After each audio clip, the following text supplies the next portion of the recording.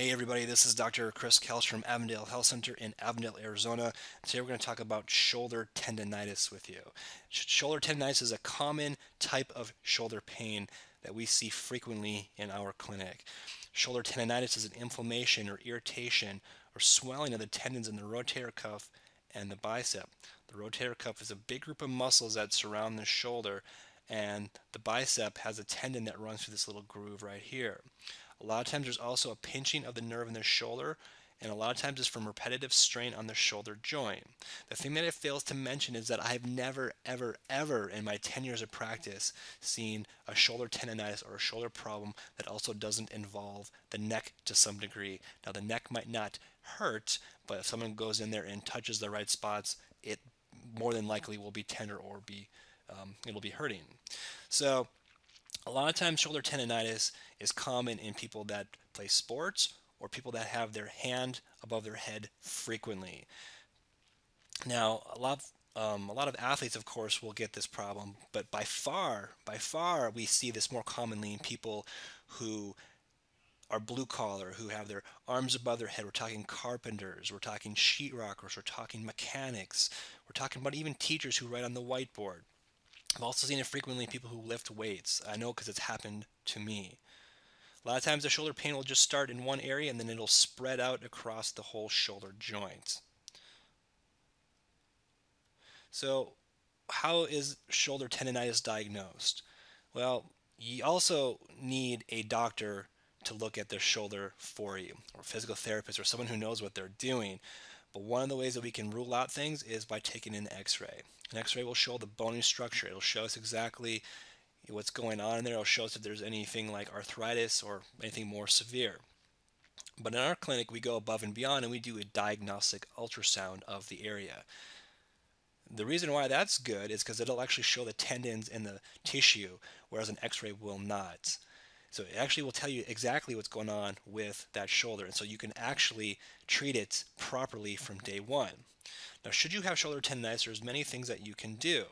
The first thing you want to do is rest that shoulder. Shoulder tendonitis will respond very favorably to just simple rest.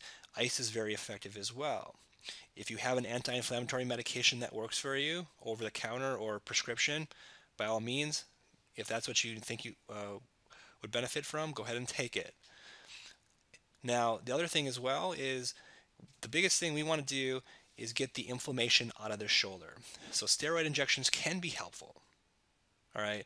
Now, in our clinic, we do these steroid injections. It says used rarely here, but they're only used rarely if you just massively shoot that joint up with steroids.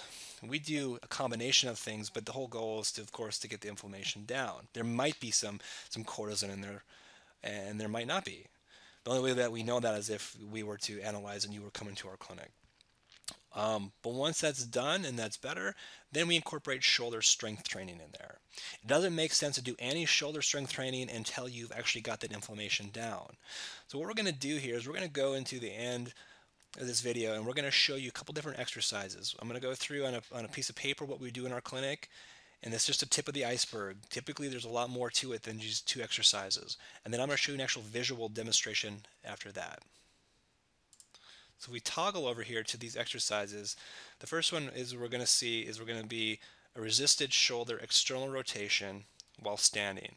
Okay, what you're going to do is you're going to take a secure rubber band. You're going to put it into a door frame onto a workout sort of frame with a little handle on it. You put a little pillow between your shoulder and your elbow. You keep this at 90 degrees. What you're going to do then is you're going to pull out. You're going to keep that tucked while you do that. You can do this about 10 times, and you do about 3 sets of that. You can do about every other day. Now, the key thing is if it starts to hurt while you're doing it, you need to stop and either use a lighter thickness band, or you need to figure out a different way to do it, or you need to talk to your doctor about that. The second thing is we can do a shoulder flexion. So you can simply put a rubber band on the floor, or you can tie it to something at about foot length, or foot height, I should say. And then what you're going to do is you're simply going to lift up. You're going to get that shoulder above your head. You'll do that repetitiously. You do about 2 sets of 10 repetitions. So we're going to go into the video demonstration at this point.